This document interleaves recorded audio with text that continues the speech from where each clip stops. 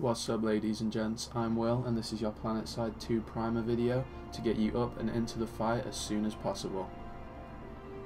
The previous Planetside was released in 2003 by Sony Online Entertainment. It was the first game to define itself as an MMO FPS and garnered a small audience.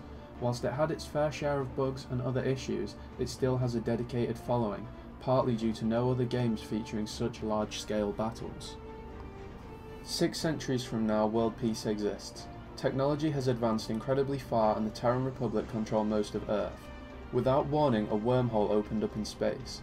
The Terran Republic sent a flotilla of ships through this wormhole to explore and colonize new worlds.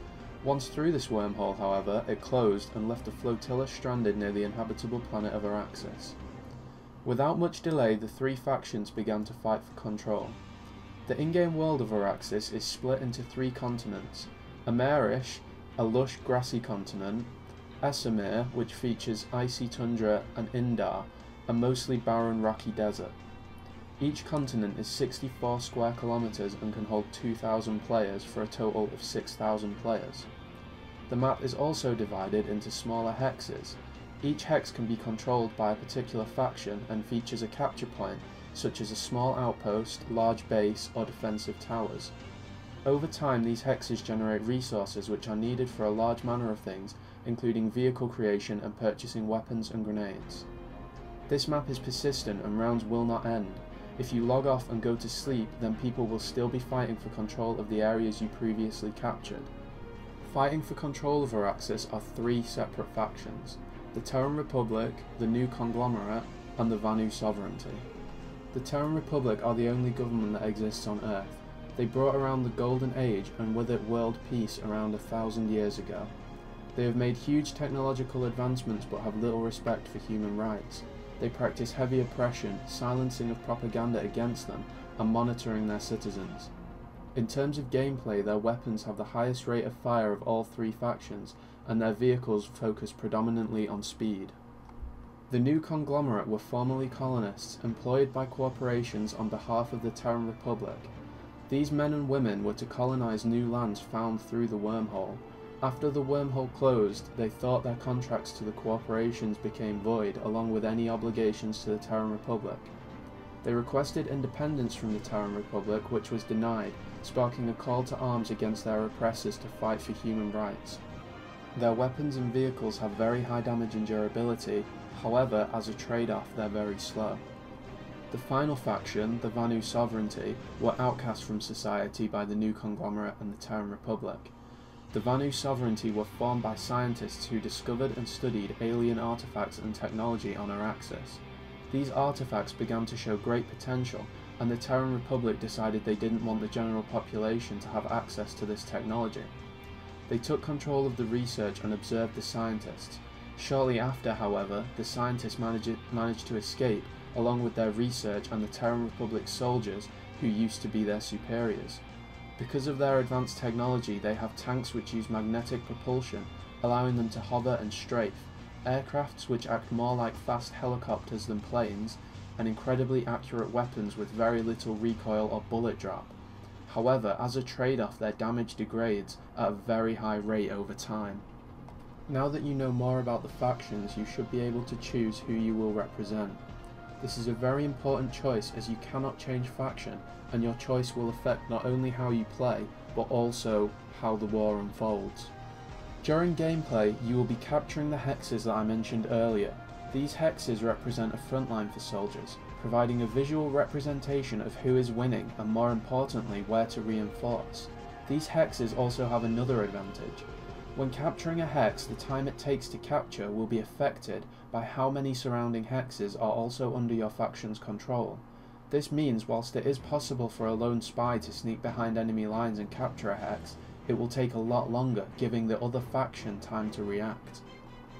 Planetside 2 features 6 classes: the Light Assault, a jetpack trooper which can deploy ammo and is armed with a carbine; the Heavy Assault, which can use both machine guns and anti-vehicle weapons; the Medic, responsible for healing and reviving teammates armed with a rifle; the Engineer, responsible for repairing vehicles as well as fortifications and comes armed with either a shotgun or a rifle; the Infiltrator, a saboteur or sniper armed with a sniper rifle and capable of cloaking, and the final class, the Mechanized Assault Exosuit, or MAX as it is more commonly referred to. This is a powerful armoured robotic suit capable of dealing as well as taking heavy damage. Because of this, it is the only class that will require both engineers and medics' attention. Due to its size, it takes up an extra slot in most transport vehicles.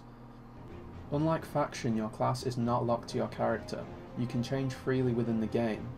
However, due to the certification system, you may want to choose only to focus on one or two separate classes. As you play the game, you will gain battle ranks and certifications. Battle ranks are a visual representation of your skill and how long you have played, however, certifications are rather different. Every weapon, item and vehicle has a certification tree which improves certain aspects. These will let you mould each piece of equipment to support a playstyle that you enjoy. While certifications are earned by participating in general gameplay such as killing players or capturing objectives, they are also awarded for simply playing at a rate of 1 certification every 10 minutes of gameplay. In addition to this, players will be able to choose a single tree which will slowly earn certifications even whilst offline. These certifications are just a small part of the customization available. You will also be able to design custom camouflage for weapons, vehicles and even your character's armour. Whilst in game, you will be able to join and create 10-player squads. These squads can then merge together to create a platoon, giving commanders easy methods to relay instructions.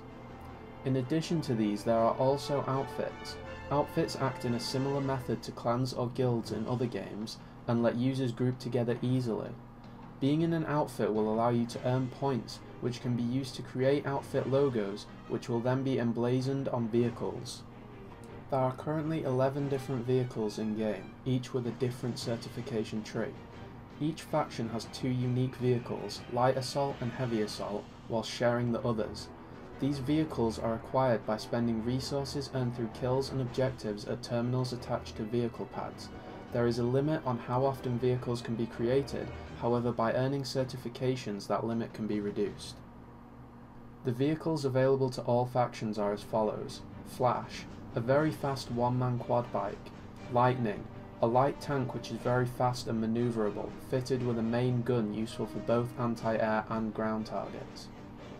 The Liberator, an attack gunship with space for a pilot, gunner and tail gunner, as well as the Sunderer, which is a 12-man troop carrier designed to punch through defensive lines and deliver troops.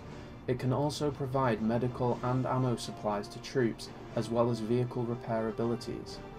The final vehicle available to all factions is the Galaxy, a massive air transport vehicle capable of holding 12 soldiers. It can be upgraded to have a hot drop system, allowing you to drop infantry units above a target in capsules. When landed, it can also be deployed to become a spawn location, equipment depot, and forward base. In addition to this, it features 4 defensive turrets which can even be used whilst it is deployed.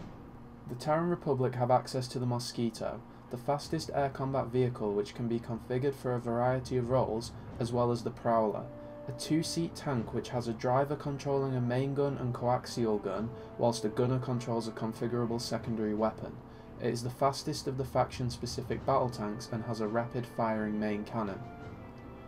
The new conglomerate have access to the Reaver, an aircraft which can be configured for either air-to-air or air-to-ground roles, including anti-tank and anti-infantry, as well as the Vanguard, a very strong but slow tank. The Vanu Sovereignty feature the Scythe, a configurable aircraft which has the fastest lateral movement and is also able to change altitude faster than other vehicles. They also have the Mag Rider, a battle tank which is able to hover, strafe and travel over water. Its main cannon has a very small firing arc, meaning the driver must rotate the whole vehicle to target an enemy. The fast rotation speed, however, does mitigate this somewhat. Now you know about the gameplay and have a good idea of how everything works, as well as some backstory, I'll talk about some of the other features. The game will be free to play with a cash shop. This cash shop will sell cosmetic items, meaning it is not pay-to-win model. This cash shop will use Sony Online Entertainment Station Cash as a currency. This currency often goes on sale around public holidays, so keep an eye out. Outside of the US, the game will be managed by different companies. The 9 will handle China relations, and Pro-Sybian Sat1 will handle European relations. What this will mean hasn't been announced, but it will most likely result in people in those regions having to create accounts with those particular websites in order to play. The game will have a browser-based interface similar to Battlefield 3's Battlelog, allowing you to look at in-depth statistics and see the war unfold without having to start the game.